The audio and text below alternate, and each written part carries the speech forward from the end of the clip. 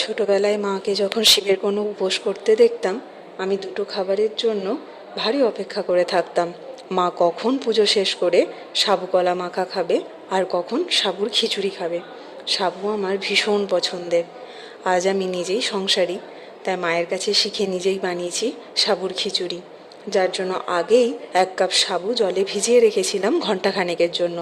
এরপর কিছু সবজি কেটে সেগুলো 2টো সিটি দিয়ে নিয়েছি প্রেসার কুকারে। এরপর 1/2 কাপ মুগ ডাল ভেজে সেটাও কুকারে সেদ্ধ করে নিয়েছি। এবার কড়াইয়ে 1 চামচ তেল দিয়ে তাতে একটা শুকনো লঙ্কা, কিছুটা গোটা জিরে আর হিং ফোড়ন দিয়ে কিছু টমেটো কুচি অ্যাড করে নিয়েছি। আর দিয়েছি নুন, অল্প স্বাদ মতো চিনি, হলুদ, কাশ্মীরি লঙ্কা গুঁড়ো, জিরে গুঁড়ো, ধনে গুঁড়ো। এবার এগুলো কিছুটা নেড়ে নিয়ে দিয়ে দিয়েছি সেদ্ধ করা সবজি। সবজির সাথে মশলাটা কষে এলেই দিয়েছি সেদ্ধ মুগ ডালটা। নামানোর আগে ভেজানো সাবু দিয়ে 1 মিনিট ফুটিয়ে নিলেই রেডি সাবুর খিচুড়ি। খাওয়ার সময় চাইলে অল্প ঘি দিয়েও খেতে পারো।